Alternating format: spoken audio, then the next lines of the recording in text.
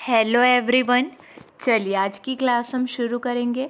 हमारा पहला प्रश्न देखिए, प्रतिवर्ष भारतीय सेना द्वारा हाइफा दिवस कब मनाया जाता है? सही जवाब है ऑप्शन 3, 23 सितंबर को मनाया जाता है। ठीक है, प्रतिवर्ष भारतीय सेना द्वारा हाइफा दिवस 23 सितंबर को मनाया जाता है। अगला प्रश्न है, हाल ही में किस कंपनी ने मून लाइटिंग के आरोप में अपने 300 कर्मचारियों को नौकरी से निकाला है? सही जवाब है ऑप्शन 2, विप्रो ने निकाला है।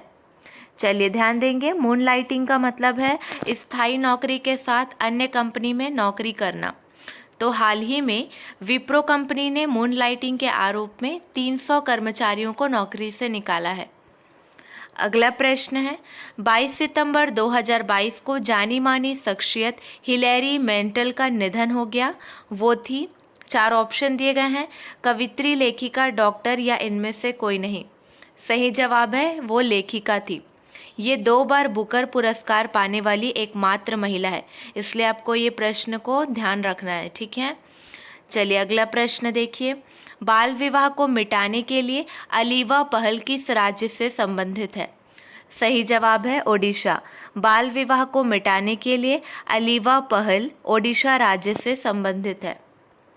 अगला प्रश्न है, रुपया व्यापार के लिए भारतीय रिजर्व बैंक की मंजूरी पाने वाला पहला भारतीय बैंक कौन सा है? सही जवाब है यूको बैंक। यूको का फुल फॉर्म है यूनाइटेड कमर्शियल बैंक। रुपया व्यापार के लिए भारतीय रिजर्व बैंक की मंजूरी पाने वाला पहला भारतीय बैंक यूको बैंक है। अगला प्रश्न देखिए, ये क्वेश्चन बहुत इंपॉर्टेंट है। सचिन के बाद सबसे ज़्यादा रन बनाने वाले भारतीय बल्लेबाज कौन बने हैं? 4 ऑप्शन दिए गए हैं। सही जवाब है ऑप्शन 2, विराट कोहली। ठीक है, इंटरनेशनल क्रिकेट में विराट अब सचिन तेंदुलकर के बाद दूसरे सबसे ज़्यादा रन बनाने वाले भारतीय बल्लेबाज बने हैं। इस मामले में कोहली ने राहुल द्रविड़ को पछाड़ दिया है। ठीक है, इंटरनेशनल करियर में सचिन ने 34,357 रन बनाए थे। विराट कोहली अब तक 24,078 रन बना चुके हैं। चलिए अगला प्रश्न देखिए, झूलन स्वामी किस खेल से संबंधित है? सही जवाब है क्रिकेट। झूलन स्वामी क्रिकेट खेल से संबंधित है। अगला प्रश्न है, भारतीय सेना द्वारा सैटेलाइट ब्रॉडबैंड आधारित इंटरनेट सेवा किस स्थान पर शुरू की गई है? 4 ऑप्शन दिए गए हैं, इनमें से सही जवाब है ऑप्शन 1, सियाचिन ग्लेशियर। उपग्रह ब्रॉडबैंड आधारित इंटरनेट सेवा भारतीय सेना द्वारा दुनिया के सबसे ऊंचे युद्ध क्षेत्र सियाचिन ग्लेशियर पर 10,061 फीट की ऊंचाई पर शुरू की गई है। अगला प्रश्न है, किस राज्य के कारागार विभाग ने मोबाइल अटेंडेंस एप्लीकेशन लॉन्च किया है? सही जवाब है नागालैंड।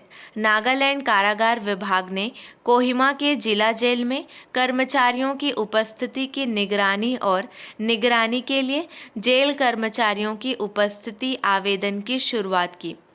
आवेदन आधिकारिक तौर पर जेलों, छपाई और स्टेशनरी के सलाहकार एच हेंग द्वारा लॉन्च किया गया था।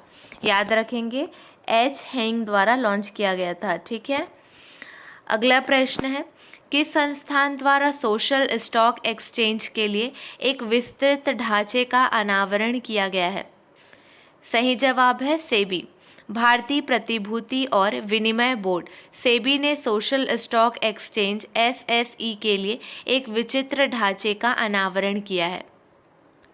अगला प्रश्न है, Indian hypertension control initiative IHCI किस देश द्वारा शुरू की गई एक उच्च रक्तचाप नियंत्रण पहल है? सही जवाब है भारत। यह केंद्रीय स्वास्थ्य मंत्रालय, भारतीय चिकित्सा अनुसंधान परिषद ICMR, राज्य सरकारों और विश्व स्वास्थ्य संगठन भारत की एक सहयोगी पहल है। अगला प्रश्न है, एशियाई विकास आउटलुक अपडेट के अनुसार भारत की अर्थव्यवस्था के लिए 2022-23 के विकास का अनुमान कितना है? सही जवाब है 7.0%। एशियाई विकास बैंक ने हाल ही में अपने एशियाई विकास आउटलुक के लिए एक पूरक जारी किया है। इस रिपोर्ट के अनुसार भारत की अर्थव्यवस्था के लिए 2022-23 के विकास अनुमान को अप्रैल में अनुमानित 7.5% से घटाकर 7% कर दिया गया है। क्लियर है? एशियाई विकास आउटलुक अपडेट के अनुसार भारत की अर्थव्यवस्था के लिए 2022-23 के विकास का अनुमान 7% है। अगला प्रश्न है, हाल ही में गणित में ब्रेक थ्रू पुरस्कार 2023 से किसे सम्मानित किया गया है?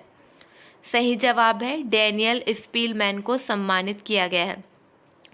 उन्हें सैद्धांतिक कंप्यूटर विज्ञान और गणित में उनके योगदान के लिए पुरस्कार मिला है। ब्रेक थ्रू पुरस्कारों की स्थापना 2010 में सिलिकॉन वैली उद्यमियों के एक समूह द्वारा की गई थी। विजेता को $3 मिलियन का पुरस्कार मिलता है।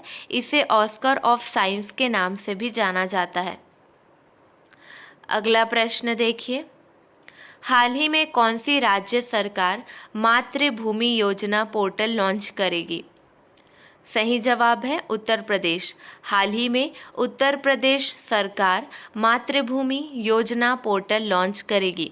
ऑप्शन नंबर 4 सही है। अगला प्रश्न है, हाल ही में भारतीय समाचार पत्र एजेंसी का अध्यक्ष किसे निर्वाचित किया गया है?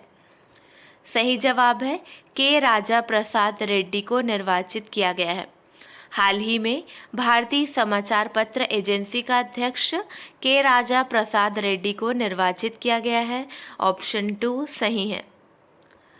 अगला प्रश्न, सबका साथ सबका विकास सबका विश्वास किताब का विमोचन किसने किया है? 4 ऑप्शन दिए गए हैं, देखिए। सही जवाब है ऑप्शन 2 एम वेंकैया नायडू। सबका साथ सबका विकास सबका विश्वास किताब का विमोचन एम वेंकैया नायडू ने किया है। चलिए अगला प्रश्न देखिए। अब हम कुछ प्रश्नों का क्विक रिवीजन करेंगे। चलिए पहला प्रश्न देखिए, सिक्किम सरकार ने न्यूनतम वेतन में कितने फीसदी की बढ़ोतरी की है? सही जवाब है 67% की बढ़ोतरी की है। सिक्किम सरकार ने अकुशल श्रमिकों के लिए न्यूनतम वेतन में 67% की बढ़ोतरी करते हुए 500 रुपये कर दिया है। और अकुशल श्रमिकों का दैनिक वेतन देखिए, अकुशल श्रमिकों का दैनिक वेतन 11 जुलाई 2022 से पूर्वव्यापी प्रभाव से 300 रुपये से बढ़ाकर 500 रुपये कर दिया गया है। और अर्धकुशल श्रमिकों का दैनिक वेतन 320 रुपये से बढ़ाकर 520 रुपये कर दिया गया है, जबकि कुशल श्रमिकों को 335 रुपये के बजाय अब 535 रुपये मिलेंगे। अगला प्रश्न है, दुनिया का पहला ऐसा शहर कौन होगा जहां हर व्यक्ति का अपना एक डिजिटल एड्रेस होगा? सही जवाब है इंदौर। इंदौर दुनिया का पहला ऐसा शहर होगा जहां हर व्यक्ति का अपना एक डिजिटल एड्रेस होगा। यानी अब इंदौर में किसी एड्रेस को खोजना बहुत ही आसान हो जाएगा। आपको सिर्फ व्यक्ति का कोड डालना होगा और आपको उसके घर की लोकेशन मिल जाएगी। ऐसा करने वाला यह भारत का पहला शहर बन जाएगा। ठीक है, ये क्वेश्चन इम्पॉर्टेंट है।